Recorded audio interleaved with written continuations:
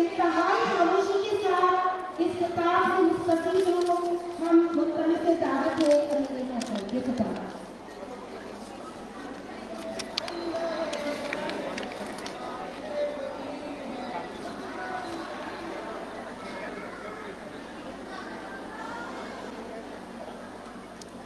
الحمدللہ رب العالمین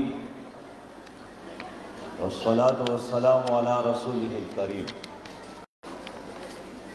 اما بعد فاعوذ باللہ من الشیطان الرجیم بسم اللہ الرحمن الرحیم وما خلقت الجن والانس الا لیعبدون صدق اللہ العظیم۔ زندگی آمد برائے بندگی، زندگی بے بندگی شرمندگی۔ محترمہ کوثر مسعود صاحبہ، محترمہ بہن ربیہ طارق صاحبہ، محترمہ سمینہ سعید صاحبہ، ڈاکٹر حمیرہ طارق صاحبہ، محترمہ ڈاکٹر زبیدہ جبین، محترمہ بہن زر افشاں صدر JI یوتھ پنجاب، برادر محترم ذکر اللہ مجاہد جناب قیصر شریف صاحب، اور میرے انتہائی واجب الاحترام قابل احترام ہمارے بہنوں اور بیٹیوں، السلام علیکم ورحمۃ اللہ وبرکاتہ۔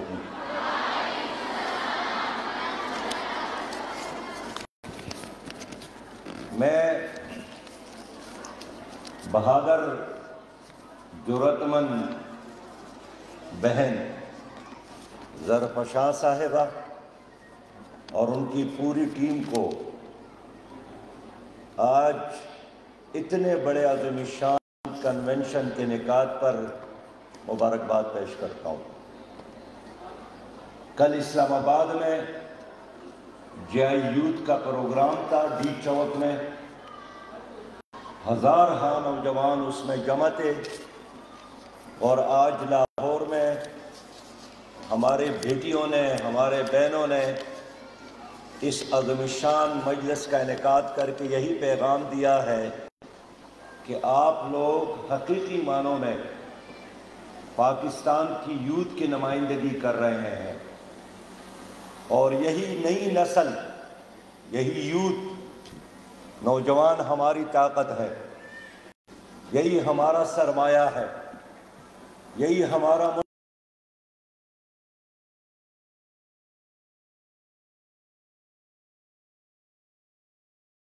نعمت ہے، بلکہ یہ اللہ کی امانت ہے، بلکہ یہ ایک بہت بڑی سعادت ہے۔ اور جوانی میں نیک راستے پر چلنا، نیکی کرنا، نیکی اپنانا، یہ انبیاء کا کام ہے۔ فارسی کا ایک مشہور شعر ہے، توبہ کردن در جوانی شیوہ پیغمبر است، کہ جوانی میں توبہ کرنا، جوانی میں نیکی کے راستے پر چلنا، جوانی میں ایک اعلیٰ مقصد کے خاطر جدوجہد کا راستہ اختیار کر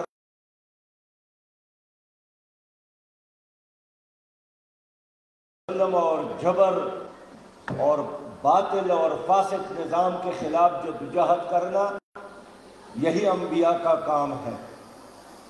اور انسانی تاریخ گواہی دیتی ہے، بلکہ سب سے بڑی گواہی تو خود قرآن کی ہے کہ ہر زمانے میں جبر اور ظلم اور کفر اور باطل کے خلاف نوجوانوں نے اعلان بغاوت بلند کیا۔ نمرود کے مقابلے میں ابراہیم علیہ السلام کھڑے تھے اور ان کی اہلیہ ان کے ساتھ تھی۔ فرعون کے مقابلے میں حضرت موسیٰ علیہ السلام کھڑے تھے، اور خود فرعون مہربان صلی اللہ علیہ وسلم نے جب ظلم اور کفر اور باطل کے خلاف اپنی تحریک اور جدوجہد کا آغاز کیا تو تو خواتین نے ساتھ دیا، اور کم عمری میں حضرت عائشہ رضی اللہ تعالیٰ عنہ، حضرت فاطمہ رضی اللہ تعالیٰ عنہ نے ساتھ دیا۔ اور خواتین کو یہ اعزاز حاصل ہے کہ جب حضور صلی اللہ علیہ وسلم گھر تشریف لاتے ہیں اور اپنی اہلیہ سے اپنی کیفیت بیان کرتے ہیں کہ مجھے کچھ خطرہ ہے، زملونی، مجھ پر کمبل ڈالو، تو ان کے اہلیہ نے ان کو تسلی دی کہ آپ کو بے فکر رہنا چاہیے، فواللہ لا یخزیک اللہ ابدا، رب کعبہ کی قسم اللہ آپ کو ضائع نہیں کرے گا، انک لتصل الرحم،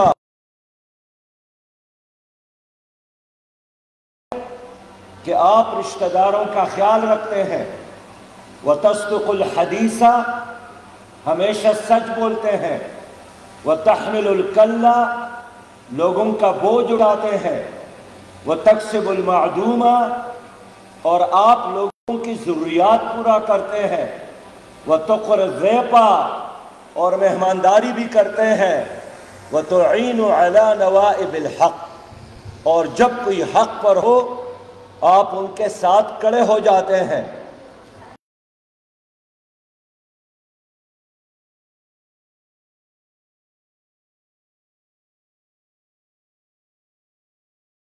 ساتھ ہے، اور 1400 سال گزر گئے، وہ ارض فلسطین ہو، وہ ارض کربلا ہو، یا آج کا کشمیر ہو، یا آج کا افغانستان ہو، ان تمام کامیابیوں میں، اس پوری جدوجہد میں، ہر مرحلے میں بہنوں نے بھائیوں کا ساتھ دیا، بچوں نے اپنے والدین کا ساتھ دیا، اور الحمدللہ آج اللہ کے فضل اور کرم سے میں بات کر رہا ہوں کہ آج اگر سرزمین مصر ہے، سرزمین فلسطین ہے، سرزمین تیونس ہے، سرزمین کشمیر ہے، دنیا میں جہاں جہاں اسلامی تحریک موجود ہے، ہر تحریک میں خواتین کا ایک بہت بڑا کنٹریبیوشن ہے۔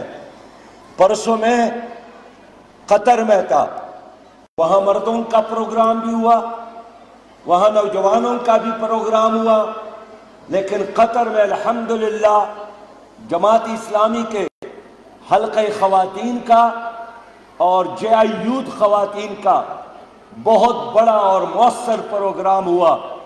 تو آج اسلامی تحریک کے چاروں طرف ہمارے بہنیں بیٹیاں موجود ہیں، اور ان کا یہی نعرہ ہے کہ اللہ اکبر، اللہ سے کسی اور کو ہم بڑا نہیں مانتے، اللہ ہی بڑا ہے، محمد رہبر ہمارے قائد، ہمارے مرشد، ہمارے سید اور ہمارے نبی محمد مصطفیٰ صلی اللہ علیہ وسلم ہے۔ والقرآن دستورنا، قرآن ہمارا دستور ہے، والجہاد سبیلنا، اور جدوجہد ہمارا راستہ ہے۔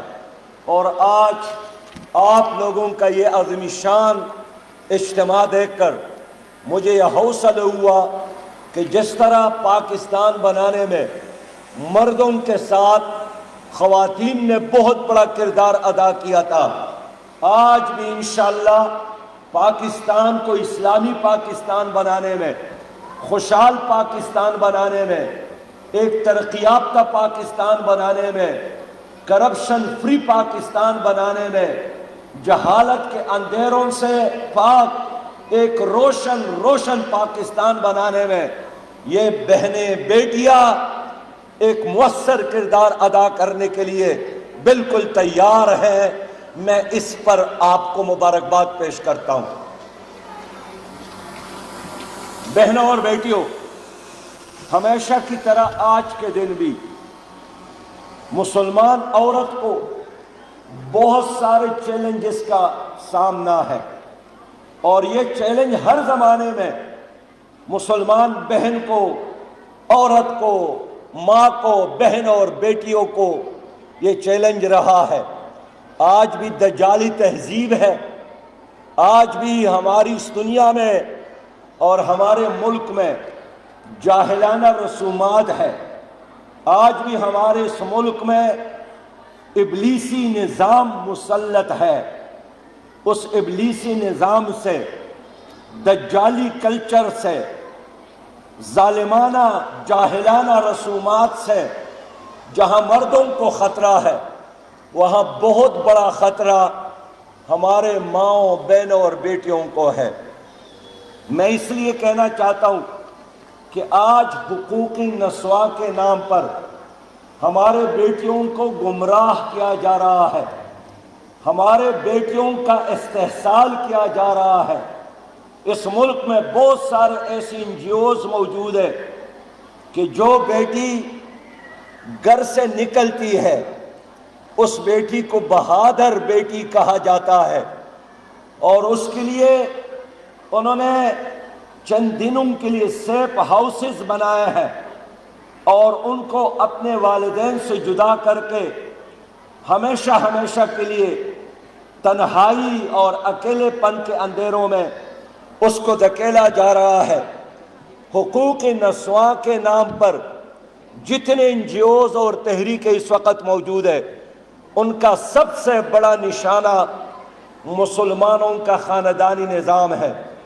آج ہمارے خاندانی نظام میں الحمدللہ ایک کمزور بیٹی کو ایک باپ کا سایہ میسر ہے، ایک بھائی کا سایہ میسر ہے، ایک مہربان اور اللہ کے بعد سب سے زیادہ مہربان ذات اور ہستی ایک ماں کا سایہ میسر ہے۔ یہ حقوقی نسواں کے نام پر جتنے بھی ابلیسی تحریکیں یہاں پر موجود ہے، وہ یہی چاہتی ہیں کہ عورت، آج کا عورت، یہ باپ کے سائے سے، اپنے بھائی کے رفاقت اور شفقت سے اور اپنے خاندان سے محروم ہو جائے۔ اس لیے وہ آزادی کی بات کرتے ہیں، روشن خیالی کی بات کرتے ہیں، اور ان کی روشن خیالی کیا ہے؟ لڑکیوں کو مغربی لباس پہنانا۔ ان کی روشن خیالی کیا ہے؟ کہتے ہیں کہ ٹرک ڈرائیور بن کر مرد کا مقابلہ کرنا اور شانہ بشانہ سفر کرنا، رکشہ ڈرائیور بن کر فٹ پاتھ پر بیٹھ کر بوٹ پالش کرو، چوک پر کھڑے ہو کر اخبار فروش کرو، اخبار فروخت کرو۔ یہ کہتے ہیں یہ روشن خیالی ہے، اور یہی چاہتے ہیں کہ اللہ رب کریم نے خاندان کی صورت میں جو قلعہ ان کو دی ہے، یہ قلعہ مسمار ہو جائے اور عورت تنہا ہو جائے اور وہ ایک بکنے والی چیز بن جائے۔ لیکن میں اپنے ماؤں، بہنوں اور بیٹیوں سے کہنا چاہتا ہوں کہ نبی مہربان صلی اللہ علیہ وسلم نے عورت کی آزادی کا، عورت کے لیے تعلیم کا، عورت کے لیے حلال روزگار کا جو حق دیا ہے، عورت کے لیے وہ حق کافی ہے۔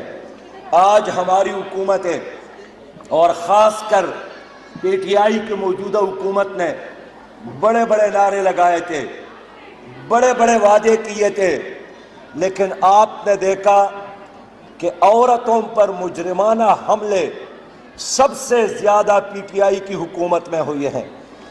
بچوں کا ریپ سب سے زیادہ PTI کی حکومت میں ہوا ہے۔ بچیوں کو اغوا کرنا، اسکول سے اغوا کیے گئے، مسجد سے اغوا کیے گئے، گھر سے نکل کر اغوا کیے گئے، ان کو ذبح کیے گئے، ان کی لاش کو جلایا گیا، ان کی لاش کی بے حرمتی کی گئی، ان کے لاش کو جاڑیوں میں پھینکا گیا۔ اور مجھے خود ایسے بچوں کے نام معلوم ہے جن کو بے دردی کے ساتھ قتل کر کے، ان کے عصمت دری کر کے، ان کی لاش کو جانوروں کے سامنے ڈالا گیا تاکہ ان کا نام و نشان ختم ہو۔ لیکن مجھے افسوس ہے کہ موجودہ حکومت ہو یا سابق حکومت ہو، انہوں نے کوئی ایسا نظام نہیں بنایا کہ جس میں عورت محفوظ ہو، جس میں ہماری بچیاں محفوظ ہو۔ میرے بہنوں، آپ خود جانتے ہیں کہ سب سے زیادہ خطرناک واقعات اسلام آباد میں ہوئے ہیں، لاہور میں ہوئے ہیں، قصور میں ہوئے ہیں، پشاور میں ہوئے ہیں، کوئٹہ میں ہوئے ہیں، کراچی میں ہوئے ہیں، لیکن ایک واقعے میں بھی حکومت نے کسی کو سزا نہیں دی۔ میں نے سینٹ میں مطالبہ کیا، میں نے سینٹ میں بل پیش کیا کہ عورتوں کے اوپر مجرمانہ حملے کرنے والوں کو، ریپ کرنے والوں کو، قتل کرنے والوں کو برسر عام پھانسی ہونی چاہیے۔ اور میں یقین کے ساتھ کہہ سکتا ہوں کہ اگر ایک درندے کو، ایک قاتل کو ریپ میں ملوث اژدہے کو مینار پاکستان پر سزا دی گئی، مینار پاکستان پر لٹکایا گیا، مینار پاکستان پر ان کو ایک عبرتناک سزا دی گئی، پھر ہمیں گھر کے دروازے پر چوکیدار رکھنے کی ضرورت نہیں ہوگی۔ لیکن اس ملک میں سزا نہیں ہے، نعرے تو بڑے لگائے جاتے ہیں، عورتوں کے ووٹ کے لیے تو بڑے بڑے سبز باغ دکھائے جاتے ہیں، لیکن پی ٹی آئی کی حکومت نے ریپ کے مجرموں کے لیے پھانسی کی سزا وہی مقرر کی جس کا نام لینا بھی اس مجلس کی بے ادبی میں سمجھتا ہوں۔ میرے بہنوں، پی ٹی آئی کی حکومت میں راستے تو کیا، سڑکیں تو کیا، موٹر وے بھی محفوظ نہیں ہے۔ اور آج بھی میں پوچھنا چاہتا ہوں کہ موٹر وے پر جو انتہائی خراب واقعہ ہوا کہ ایک ماں کو اغوا کیا گیا اور ان کے بچوں کے سامنے ان کے عصمت دری کی گئی، میں پوچھنا چاہتا ہوں حکومت نے اس مجرم کے ساتھ کیا کیا؟ کچھ بھی نہیں کیا، مٹی پاؤں خاموشی اختیار کی، مجرمانہ خاموشی اختیار کی۔ مدینہ کی اسلامی ریاست کی بات کرنے والے، مدینہ کی اسلامی ریاست کو بدنام کرنے والے، مدینہ کی اسلامی ریاست کی بات پر دین اور مذہب کا غلط استعمال اور استحصال کرنے والے، انہوں نے بھی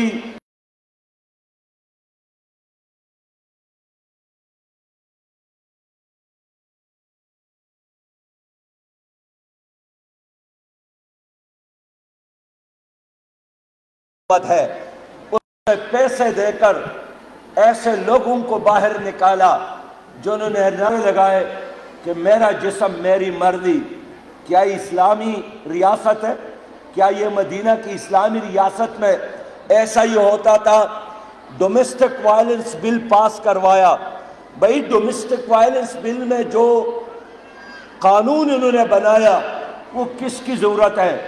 نہ کسی مسلمان نے ان کا مطالبہ کیا، نہ کسی بچے نے ان کا مطالبہ کیا، لیکن آئی ایم ایف سے 6 ارب ڈالر کے عوض انہوں نے پارلیمنٹ کو ایک ایسا کھیل اور تماشا بنایا ہے کہ تمام قوانین انہوں نے آئی ایم ایف کے کہنے پر پاس کروائے۔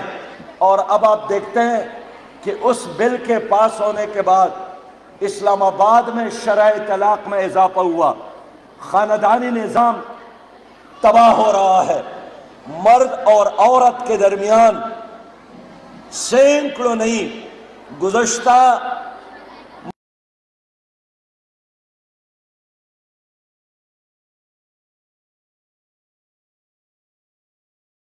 نئے کلچر کا ایک ثمر ہے اور نتیجہ ہے خاندان کی تباہی کی صورت میں ہم دیکھ رہے ہیں۔ آج پاکستان میں 40% تعلیم یافتہ خواتین ایسے ہیں جس کو کوئی روزگار نہیں ملتا۔ پی ٹی آئی کی حکومت میں 3.25 سال گزر گئے، ایک گرلز کے لیے، خواتین کے لیے یونیورسٹی نہیں بنائی، ایک گرلز میڈیکل کالج نہیں بنایا، ایک گرلز کے لیے نیا ہاسٹل نہیں بنایا۔ نعرے بڑے لگائے لیکن PTI की हुकूमत पर इतना ही तबसरा करूं कि काया पिया कुछ नहीं और गिलास तोड़ा 12 आने का। एक काम भी उन्होंने 3.25 सालों में बच्चों के लिए, ख़वातीन के लिए नहीं किया। हुकूमत कहती है हमने लंगर खाने बनाए, तो लंगर खानों को मैंने देखा है, वहाँ तो सिर्फ मर्द जा सकते हैं। तो अगर किसी घर में एक भूख और प्यास से नडाल हमारी बच्ची हो, तो क्या वो 2 नवाले लेने के लिए सफ़र करके लाहौर लंगर खाने आएंगे? वो इस्लामाबाद जाएंगे, वो कराची जाएंगे और फिर रात के अंधेरे में 12 बजे तक कतार में खड़े होकर आपके एक चावल के पैकेट के लिए इंतज़ार करेंगे। इमरान खान कहता है मैंने बड़ा एहसान किया कौम पर, कौम के लिए मैंने लंगर खाने बनाए।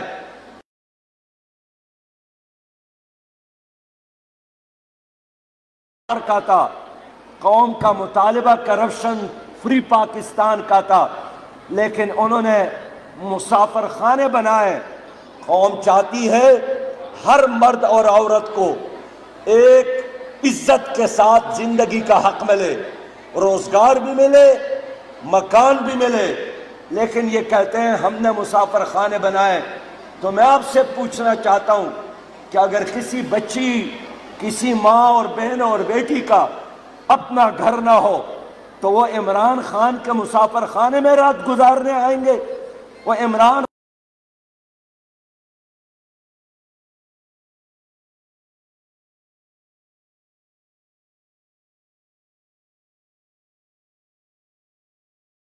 मुल्क में आज भी ऐसे नज्जे तालीमी इदारे मौजूद है जहां एक पर्दे के साथ बच्चियों को दाखिला लेने की इजाज़त नहीं है। इलेक्ट्रॉनिक मीडिया में और प्रिंट मीडिया में मुसलसल ख़वातीन का बेहिजाब, बेपर्दा ऐसे मनाज़र दिखाकर हमारे कल्चर पर हमले हो रहे हैं, हमारे तहजीब को मलियामीट किया जा रहा है। मैं ये भी कहना चाहता हूँ, पाकिस्तान एक जमहूरी मुल्क है। पाकिस्तान में हर औरत और मर्द को वोट देने का हक हासिल है। पाकिस्तान में हर औरत को कौमी असम्बली में बैठने का, उसके मेंबर बनने का, सेनेट के मेंबर बनने का, सूबाई असम्बलियों में जाने का हक हासिल है। लेकिन मुझे बताया जाए पाकिस्तान की ये जो नाम नहाद बड़ी सियासी जमातें हैं, इन्होंने जागीरदार ख़ानदानों को, सरमायादार ख़ानदानों को कौमी असम्बली का टिकट तो दिया है, लेकिन अहलियत की बुनियाद पर, अच्छी तालीम की बुनियाद पर, खिदमत और सलाहियत की बुनियाद पर एक औरत को टिकट नहीं दिया। ये जमात इस्लामी है। जिन्होंने अपने बहनों को टिकट दिया तो उनके सरमाया, उनके बंगले की बजाय उनकी तालीम को, उन खिदमात को देखा। मेरे इंतहाई काबिल एहतराम बहनों, मैं इसलिए आपसे कहना चाहता हूँ कि पाकिस्तान की 74 साल गुजर गए। इस 74 सालों में 35 साल जर्नलों ने हुकूमत की।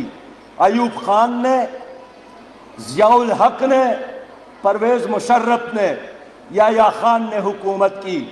उन्होंने भी जुल्म किया, उन्होंने भी पाकिस्तान की जोग्राफिया को तोड़ा, उन्होंने पाकिस्तान के नज़रिए के साथ बेवफाई की, उन्होंने भी पाकिस्तान के अवाम को हुकूक नहीं दिए, उन्होंने बच्चों के साथ जुल्म किया और बकिया अरसा इस मुल्क में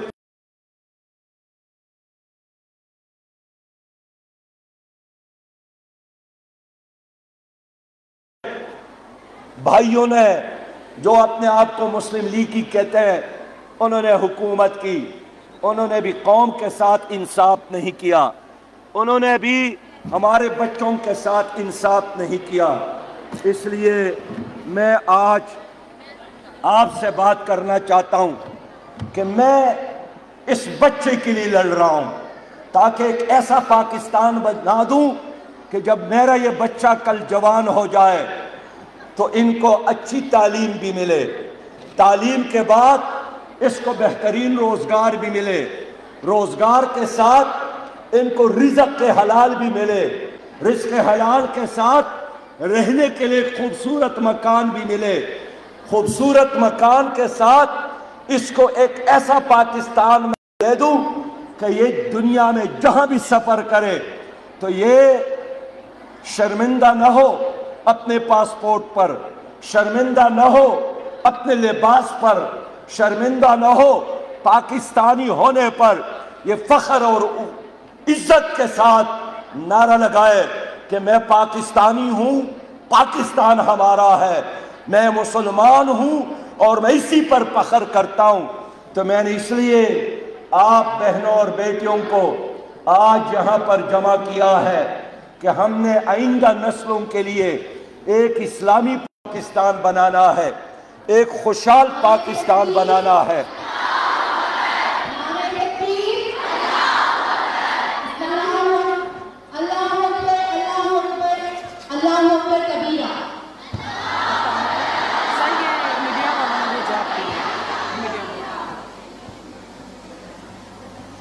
میں آپ بہنوں اور بیٹیوں سے بات کرنا چاہتا ہوں کہ اس وقت پاکستان میرا اور آپ کا پاکستان، یہ ہمارا گھر ہے، یہ ہماری مسجد ہے۔ ہم نے پاکستان کے سیاسی لیڈروں کی طرح ملک سے بھاگنا نہیں ہے، ہمارے جیبوں میں امریکہ کا کوئی گرین کارڈ نہیں ہے، ہم نے برطانیہ جا کر رہنا نہیں ہے، ہم نے ماں کے گود کی طرح اس پاکستان میں جینا ہے اور اس پاکستان میں مرنا ہے۔ یہ ہمارے لیے مقدس زمین ہے، اور مدینہ کی اسلامی ریاست کے بعد، مدینہ کی اسلامی ریاست کے بعد پاکستان اس کائنات میں مقدس ترین پاکستان ہے، جن کو اللہ تعالیٰ نے اس پاکستان کو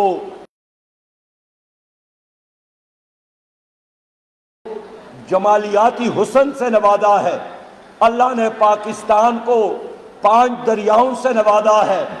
آپ دیکھیے، میں مانتا ہوں کہ آج لاہور میں نان کی قیمت 15 روپیہ ہے، آج لاہور میں ایک روٹی کی قیمت 12 روپیہ ہے، لیکن دیکھیے اللہ کے مہربانی کہ پاکستان دنیا میں گندم پیدا کرنے والا 8واں ملک ہے، پاکستان دنیا میں گنا پیدا کرنے والا 6واں ملک ہے، پاکستان دنیا میں چنا پیدا کرنے والا 3واں ملک ہے، پاکستان دنیا میں لائیو سٹاک میں 5ویں نمبر پر ہے، پاکستان دنیا میں آبادی کے لحاظ سے 5ویں نمبر پر ایک طاقتور پاکستان ہے، اتنی صلاحیت اور اتنی پاکستان موجود ہے، لیکن اس کے باوجود بھی سوال یہی ہے کہ مہنگائی کیوں ہے، یہ بے روزگاری کیوں ہے، یہ بدامنی کیوں ہے، یہ ہر گھر میں غربت کیوں ناچ رہی ہے، یہ پورے ملک میں آج جہالت کے سائیں کیوں ہے کہ 2.5 کروڑ بچے تعلیم سے محروم ہیں۔ اتنا بڑا پاکستان اور دنیا میں 182 ممالک میں پاکستان کا سبز پاسپورٹ دنیا کے بدترین، کمزور ترین، نچلے درجے کے 5 پاسپورٹوں میں شامل ہے۔ آج ہم لاہور میں ہیں تو ابھی سروے آیا ہے کہ دنیا میں لاہور آلودگی کے لحاظ سے گندہ ترین شہر بنایا گیا ہے۔ میں یہی پوچھنے آیا ہوں کہ آج دنیا میں پاکستان، ہر 33واں پاکستانی ڈپریشن کا شکار ہے، 80,000 سے زیادہ لوگ ہر سال یہاں کینسر سے مرتے ہیں، پاکستان میں 85% لوگوں کو صاف پانی میسر نہیں ہے، اور پی ٹی آئی کی حکومت میں 2 کروڑ 7 لاکھ نوجوان اس وقت بے روزگار ہے۔ پاکستان میں 141 یونیورسٹیاں ہیں، لیکن یہ 141 یونیورسٹیاں مسلسل بے روزگار پیدا کر رہے ہیں۔ ڈگری تو لیتے ہیں، پھر ان کے لیے روزگار کا کوئی بندوبست نہیں۔ کل بھی جے یوتھ کے پروگرام میں 1000 پی ایچ ڈی ڈگری رکھنے والا MSc MA بہترین ڈگری ہولڈرز نوجوان آئے تھے۔ انہوں نے اپنی ڈگری کو جلایا، اس لیے کہ ڈگری کاغذ کا ایک ٹکڑا بن گیا ہے۔ والدین، مائیں، بہنیں اور بیٹیاں اپنے زیورات بیچ کر بچیوں کو اور بچوں کو پڑھاتے ہیں، لیکن جب وہ ڈگری ہاتھ میں رکھتے ہیں تو ایک تعویذ کا کام بھی نہیں دیتا۔ یہ پاکستان، میرا اور آپ کا پاکستان، یہ 65% نوجوانوں کا پاکستان، 22 کروڑ عوام کا پاکستان، اس کو حکومتوں نے تباہ کیا۔ حکومت PTI کا ہو، حکومت مسلم لیگ کا ہو، حکومت پیپلز پارٹی کا ہو، حکومت جرنیلوں کا ہو، انہوں نے 74 سالوں سے وہی نظام مسلط رکھا ہے جس سے نجات کے لیے قائد اعظم محمد علی جناح نے ہمارے لیے پاکستان بنایا۔ دیکھیے میرے بہنوں اور بیٹیوں، گزشتہ دنوں میرے دفتر میں رائے ون سے ایک بچی آئی۔ اس ملک میں جہیز کی لعنت ہے، جہیز کی لعنت سے ہزارہ نہیں لاکھوں خاندان روز متاثر ہو رہے ہیں۔ اس بچی نے مجھے بتایا کہ میں نے 45 لاکھ کا جہیز اپنے سسرال والوں کو دیا، اپنے شوہر کے گھر میں جمع کیا، 45 لاکھ کا۔ اس بچی نے مجھے بتایا کہ میں نے سونے کا کڑا اپنی ساس کو بھی دیا، اور گھر میں جتنی خواتین میرے شوہر کے بہنیں تھیں ان کو سونے کے تحفے پیش کیے، لیکن اس کے باوجود بھی 2.5 سال بعد مجھے گھر سے نکالا کہ آپ نے جہیز کم لایا ہے۔ یہ جہیز کی لعنت آج بھی اس ملک میں موجود ہے، جس کی وجہ سے لاکھوں اور کروڑوں بیٹیاں اپنے گھروں پہ رہتی ہیں اور ان کے بالوں میں چاندی اور سفیدی لگتی ہے۔ میں اس لیے سمجھتا ہوں کہ اس ملک کو انقلاب کی ضرورت ہے، اس ملک کو ایک حقیقی تبدیلی کی ضرورت ہے۔ پاکستان، آپ نوجوان ہیں، ہمارے بہنیں اور بیٹیاں ہیں، اس وقت 70 لاکھ سے زیادہ نوجوان PTI کی حکومت میں نشے کے عادی ہو گئے۔ یہ ہمارا مستقبل ہے جو تباہ ہو رہا ہے، یہ ہمارا مستقبل ہے جو پگھل رہا ہے۔ خود ہمارے سینٹ میں وفاقی منسٹر نے بتایا کہ پاکستان کے دل اسلام آباد میں 65% بچے یونیورسٹیوں میں اور کالجز میں، بچے اور بچیاں نشے کے عادی ہو گئے۔ تو میں آپ سے پوچھنا چاہتا ہوں کہ اب کون پاکستان کو ٹھیک کر سکتا ہے؟ کون پاکستان کو ترقی کی طرف لے جا سکتا ہے؟ میں بڑے اعتماد کے ساتھ کہہ سکتا ہوں کہ اس حکومت نے جو کہنا تھا وہ کہہ گئے۔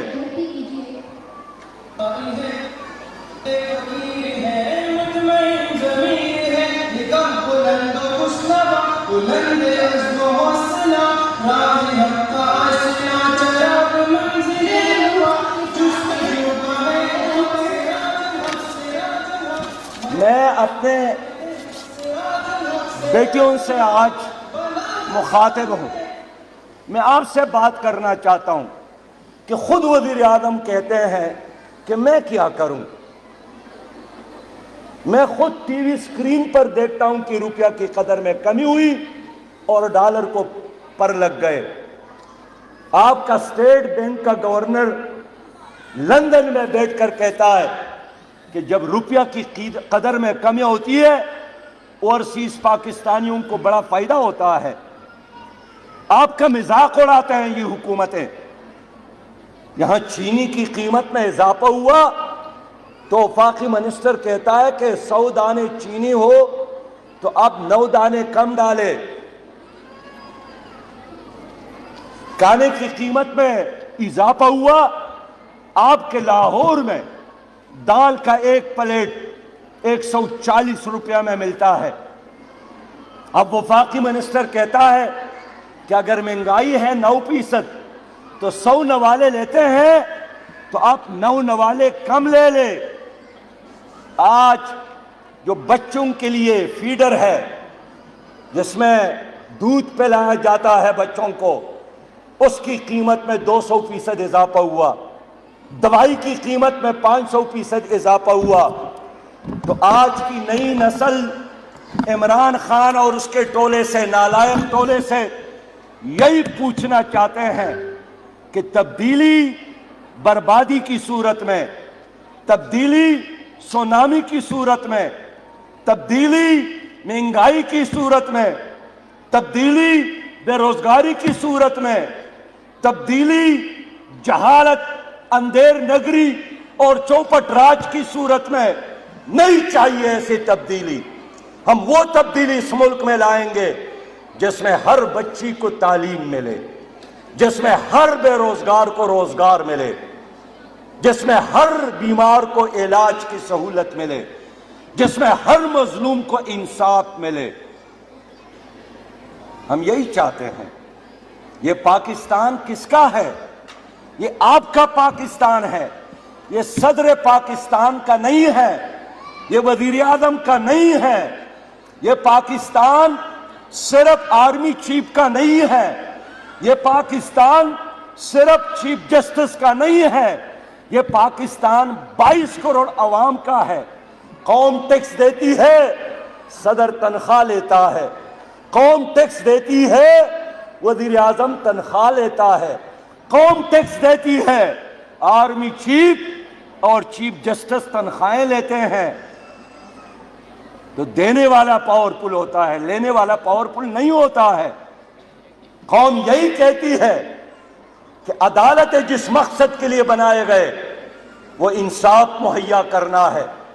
اب خود آپ کے ججز کہتے ہیں کہ اس عدالتوں میں انصاف نہیں ہے، ڈکٹیشن پر چلتے ہیں. سابق جج شمیم نے اعتراف کیا کہ ڈکٹیشن دیا جاتا ہے، کس کو جیل میں ڈالا جائے اور کس کو رہا کیا جائے. یہ افسوس کی بات ہے کہ پاکستان کا ایک بڑا جج 3 سال بعد سچ بولتا ہے. پتہ نہیں 3 سال پہلے ان کے منہ میں ریوڑیاں تھیں کہ حق نہیں بول سکے، سچ نہیں بول سکے. لیکن یہ بات ثابت ہے کہ پاکستان کی عدالتوں میں انصاف، جیب میں پیسہ ہو تو آپ لے سکتے ہیں. سونے کے چابی سے انصاف کے دروازے کھل سکتے ہیں. اگر یہی عدالتیں ہیں تو جن عدالتوں میں انصاف نہیں ہوتا ان عدالتوں کو تو پھر تالے لگانے چاہیے.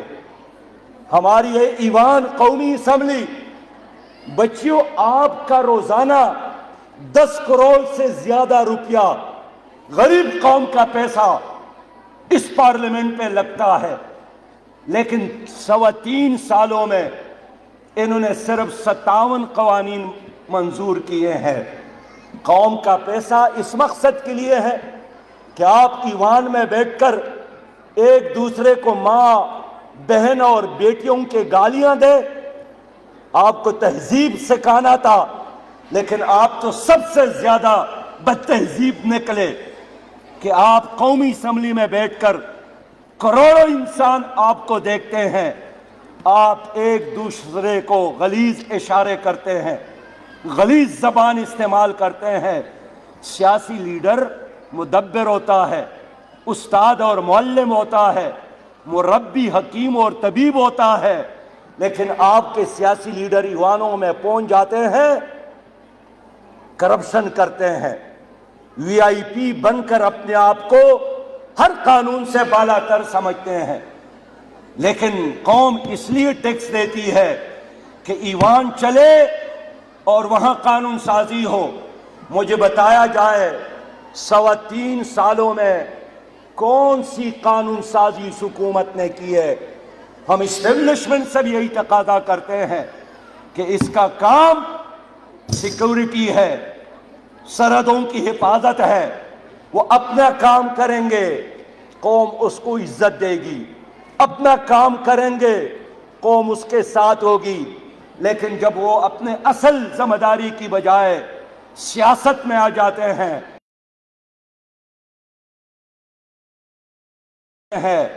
तो इदारे तबाह किए गए।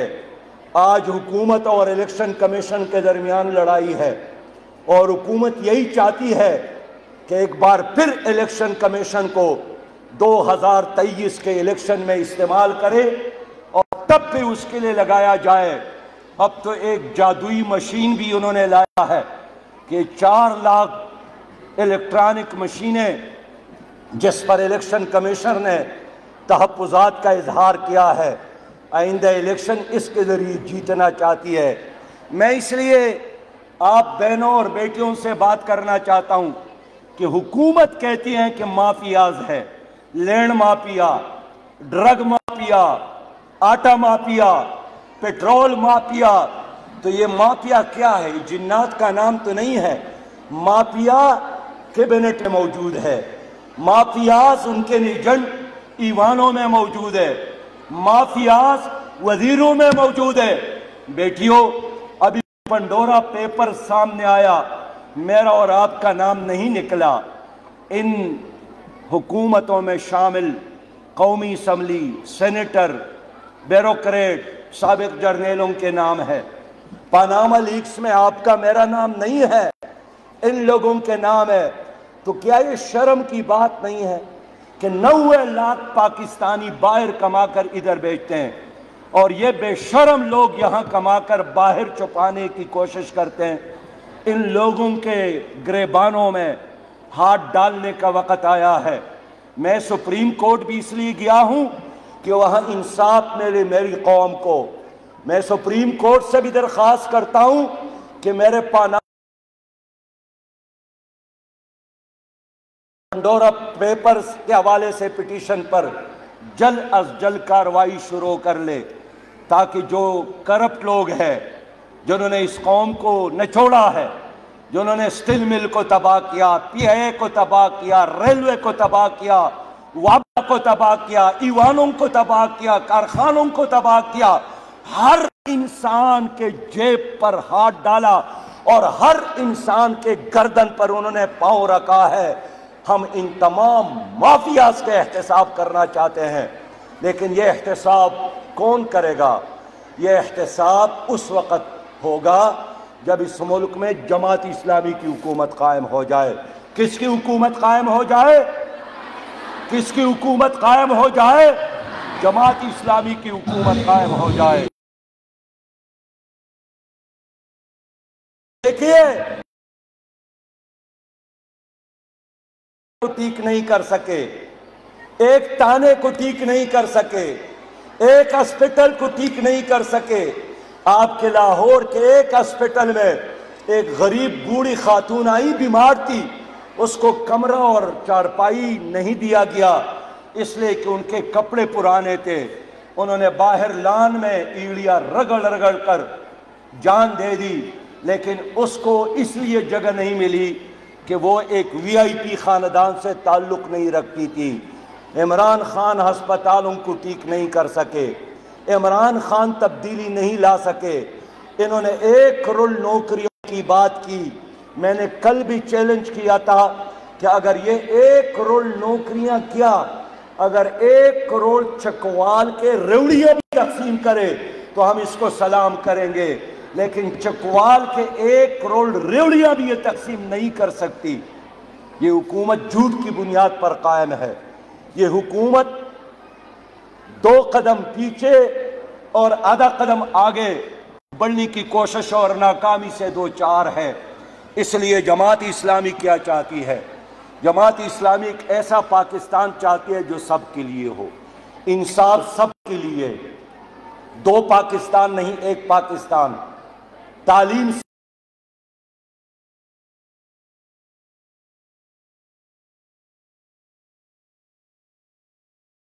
सबके लिए, बच्चों के लिए साफ और असली दूध सबके लिए।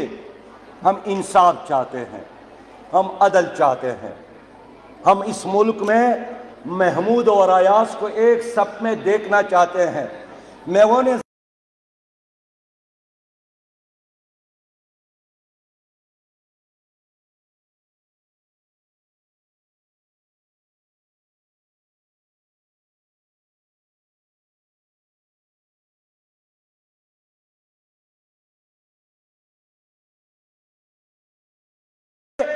آپ نے گھر میں ان کو سزا دی، جبکہ عام لوگوں کو گرفتار کر کے اب چوک اور چوراہوں میں سزا دیتے ہیں۔ میرے بیٹے کو گدے پر بٹھا کر مدینہ بھیجے، اور جب اس کو گدے پر بٹھایا گیا، موٹے کپڑے پہنائے گئے اور مدینہ پہنچایا گیا، حضرت عمر رضی اللہ تعالیٰ عنہ نے دوبارہ اس بیٹے کو سزا دی کہ اسلامی عدالت میں انصاف اور مساوات ہوگا۔ حکمران کے لیے اور وی آئی پی کے لیے علیحدہ نظام اور غریب اور عام آدمی کے لیے علیحدہ نظام، یہ نہیں چلے گا۔ میں اس لیے کہنا چاہتا ہوں کہ ہم وہ خلافت کا نظام پاکستان میں لانا چاہتے ہیں جو خلافت کا نظام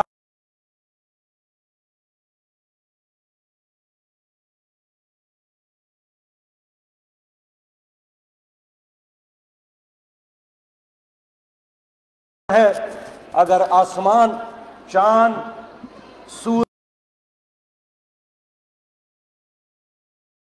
ماؤں بہنوں اور آپ بیٹیوں سے خوبصورت ہے، آپ ہمارا حال بھی ہے، آپ اس قوم کا مستقبل بھی ہے۔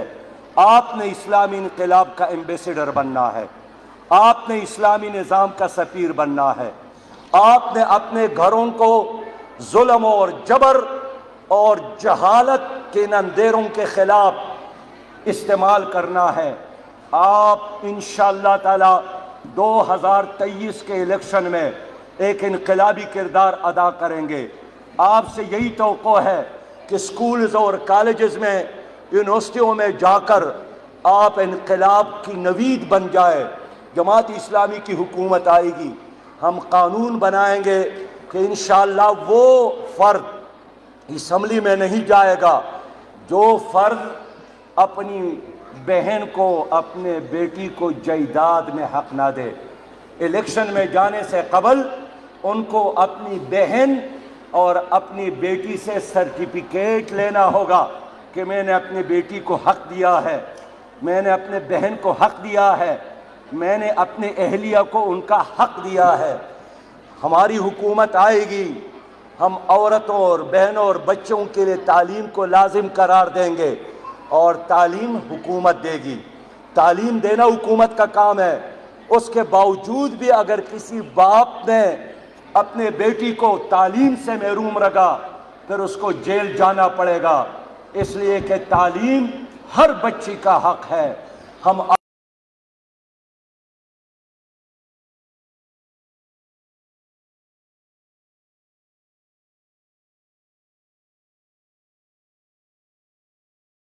اس لیے میری بچیوں اور میرے بہنوں، آپ سے ہماری یہی امیدیں ہیں کہ آپ لوگ حق اور سچ کا ترجمان بن جائے، اور جو کردار حضرت فاطمہ رضی اللہ تعالیٰ عنہا نے ادا کیا تھا، آج اسی کردار کو ادا کرنا آپ کا فرض ہے۔ جو کردار کربلا کے میدان میں یزید کے مقابلے میں حضرت زینب نے ادا کیا تھا، آج وقت کے امام حسین کا ساتھ دے کر آپ نے حضرت زینب کے کردار کو ادا کرنا ہے۔ میں ایک بار پھر دردانہ صدیقی صاحبہ اور ان کی پوری ٹیم کو، اور خاص کر خواتین جے آئی یوتھ کے صوبائی صدر محترمہ بہن زرب شاہ صاحبہ کو مبارکباد دیتا ہوں کہ انہوں نے اتنا عظیم شان پروگرام ارینج کر کے میرے ملک کے عوام کو یہی پیغام دیا کہ ملک کی بچیاں جے آئی یوتھ انقلاب چاہتے ہیں، اور اسلامی انقلاب، قرآنی انقلاب، محمدی انقلاب۔ وآخر دعوانا الحمدللہ رب العالمین۔ سوالات ہیں ادھر ہی۔